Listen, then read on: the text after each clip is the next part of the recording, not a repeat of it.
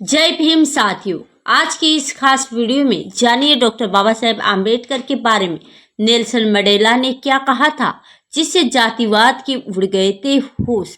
आज के इसी के बारे में हम इस वीडियो में विस्तार से बताने वाले हैं, तो वीडियो को अंत तक जरूर देखें। दक्षिण अफ्रीका के भूतपूर्व राष्ट्रपति तथा अश्वेत के नेता नेल्सन मंडेला ने संविधान के निर्माता तथा अछूतों के नेता डॉक्टर बाबा साहेब आम्बेडकर के बारे में अपने विचार व्यक्त किए हैं। दक्षिण अफ्रीका नेता डॉक्टर नेल्सन मंडेला ने दुनिया भर में उनके अश्वेत के उत्थान के लिए कार्य किया, जिसकी वजह से पहचाना जाता है और उनके योगदान की सराहना भी की जाती है। वह दक्षिण अफ्रीका के राष्ट्रपति भी रहे हैं। डॉक्टर बाबा साहेब आम्बेडकर और मंडेला में काफी समानता है। उनके जीवन और उनका संघर्ष, उनके विचार तथा अन्य कई उनके मामलों में भी दोनों में समानता ही मिलती है। और मंडेला ने भारतीय संविधान के निर्माता तथा अछूत के उत्थान के लिए भी कार्य करने वाले डॉक्टर बाबा साहेब आम्बेडकर के बारे में जो कहा वह जानना महत्वपूर्ण है। साल 1990 में वीपीसिया सरकार ने डॉक्टर बाबा साहेब आम्बेडकर और नेल्सन मंडेला दोनों को एक साथ भारत रत्न से विभूषित किया। साथ ही मंडेला को शांति का नोबेल पुरस्कार भी मिला है। डॉक्टर बाबा साहेब आम्बेडकर और मंडेला दोनों ही शांति और अहिंसा के पक्षधर थे। मंडेला और महात्मा गांधी और कभी कभार जवाहरलाल नेहरू से प्रेरित बताया गया है, लेकिन वह बाबा साहेब आम्बेडकर के कार्य और उनके संघर्ष से भी प्रेरित थे। अब जानिए डॉक्टर बाबा साहेब आम्बेडकर के बारे में। मंडेला ने उनके विचार 12 अप्रैल 1990 को, जब भारतीय संसद के सेंट्रल हॉल मुंबई यानी दिल्ली के डॉक्टर बाबा साहेब आम्बेडकर के तेल चित्र का अनावरण किया जा रहा था, तब नेल्सन मंडेला ने डॉक्टर बाबा साहेब आम्बेडकर के बारे में कहा था कि हम डॉक्टर बाबा साहेब आम्बेडकर के जीवन और उनके कार्य से प्रेरणा लेकर अपना संघर्ष भी उन्हें आधारों पर चलाएंगे, जिन आधारों पर डॉक्टर बाबा साहेब आम्बेडकर ने भारत के उन समाज परिवर्तन का प्रयत्न किया और सफलता पाई। इसके अलावा डॉक्टर मंडेला ने अपने देश के संविधान को भारतीय संविधान से प्रेरित बताया और डॉक्टर बाबा साहेब आम्बेडकर के उन योगदान की भी सराहना की जो उन्होंने भारतीय संविधान निर्माण तथा सामाजिक न्याय और वंचितों के उत्थान में दिया था। मंडेला ने कहा था कि भारत का संविधान दक्षिण अफ्रीका के नए संविधान के लिए एक प्रेरणा का स्रोत बना है।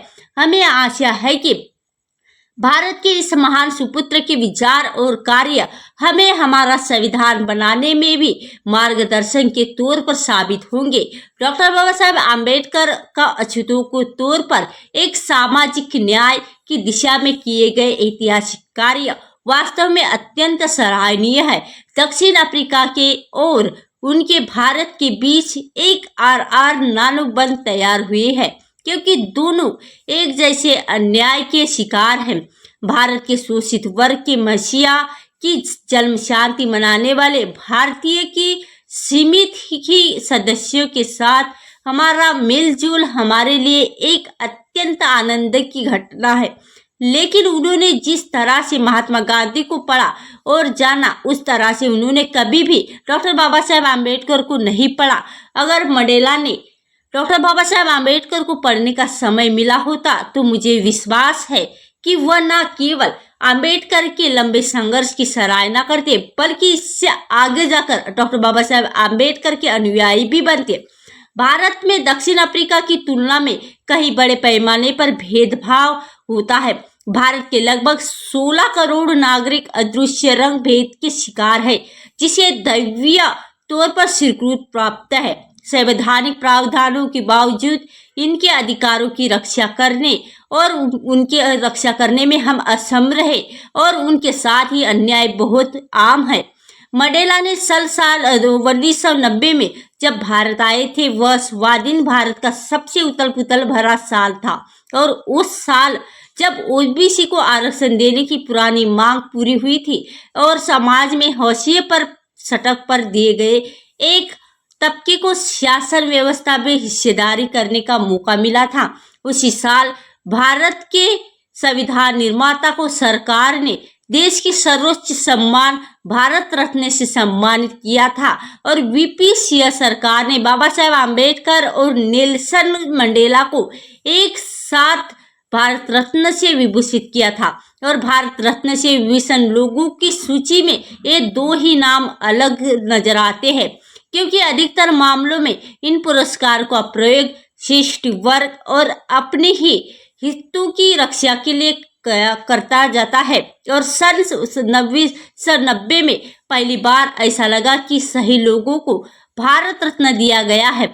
इसके बाद में हमारे किसी विश्लेषण या टिप्पणी का उनके अंबेडकर की पुण्यतिथि यानी 6 दिसंबर को भी मंडेला को और अंबेडकर के बीच समानता की चर्चा नहीं की। और अंबेडकर ने अकेले दलितों के अधिकार की लड़ाई लड़ी। ये दलित आज भी भेदभाव और पूर्वाग्रहों से शिकार है।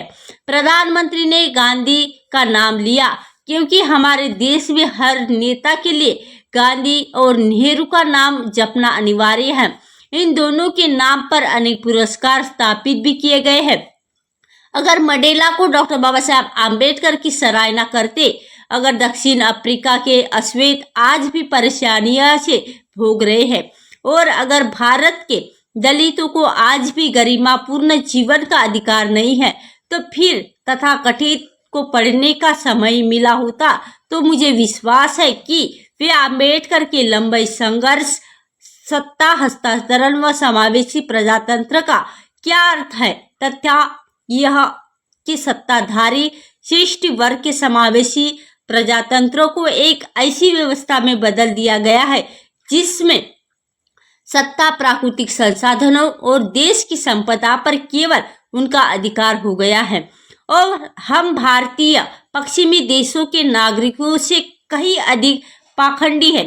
यद्यपि यह सच है कि पंडित जवाहरलाल नेहरू ने दक्षिण अफ्रीका की रंगभेदी सरकार की स्पष्ट शब्दों में आलोचना की थी, परंतु ये भी उतना ही सच है कि हमने उस सरकार को उखाड़ फेंकने की पर्याप्त कोशिश नहीं की और हमारे देश में अदृश्य रंगभेद को भुलाकर दक्षिण अफ्रीका के बारे में ढेर सारी और बातें कह सकते हैं, परंतु हमारे ही लोगों को सत्ता के ढांचे में उचित प्रतिनिधित्व देना हमें मंजूर नहीं है।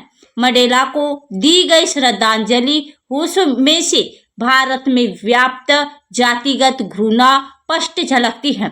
एक ऐसे बाद बड़े बड़े नेताओं ने कहा कि नेल्सन मंडेला गांधीवादी मूल्यों का गहरा प्रभाव था।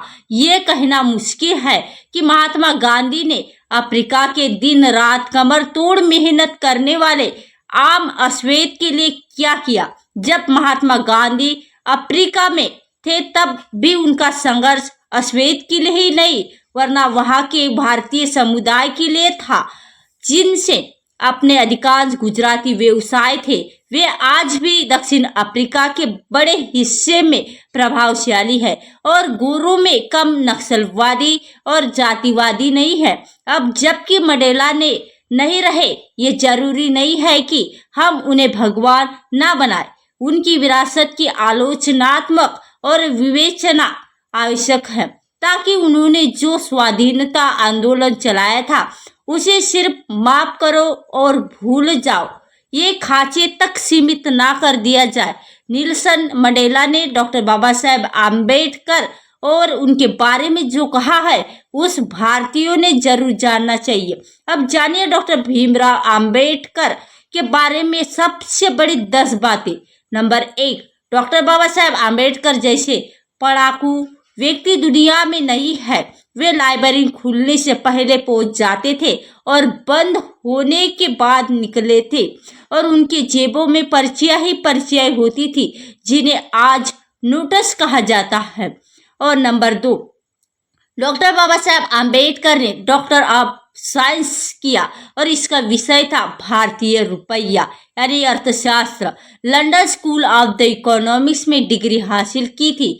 Number 3, doctor Baba Saheb Ambedkar genius थे और दुनिया में विश्व में अगर 2 जीनियस के नाम ले तो एक अल्बर्ट आइंस्टीन और दूसरे डॉक्टर बाबा साहेब आम्बेडकर है। नंबर 4, नेल्सन मंडेला ने कहा था कि भारत से अगर कुछ लेना हो तो डॉक्टर बाबा साहेब आम्बेडकर उनके विचार से ले और उनकी शिक्षा से। नंबर 5, डॉक्टर बाबा साहेब आम्बेडकर अर्थशास्त्र के अध्ययन में वो पिता थे।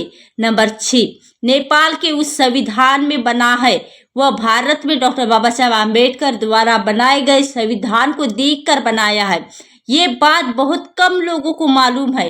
और नंबर 7, डॉक्टर बाबा साहेब आम्बेडकर ने दूसरी शादी भी की, वह डायरेक्ट थी। उन्होंने डॉक्टर बाबा साहेब आम्बेडकर को बचाए रखने के लिए सेवा की। नंबर 8, जब डॉक्टर बाबा साहेब आम्बेडकर ने लिखा है कि बौद्ध धम्म नहीं, वो धर्म नहीं है, वो मानवीयता है। नंबर 9, क्या आप जानते हैं कि 121 देशों में डॉक्टर बाबा साहेब आम्बेडकर की जयंती मनाई जा रही है। ये बात अखबारों में कहीं नहीं आई है। और नंबर 10, डॉक्टर बाबा साहेब आम्बेडकर ने अपने अंतिम भाषण यानी काठमांडू में द्वितीय बौद्ध सम्मेलन में दिया था। उनकी प्रामाणिकता और प्रति अभी तक नहीं मिली है, तो मैं उनकी तलाश कर रही हूँ।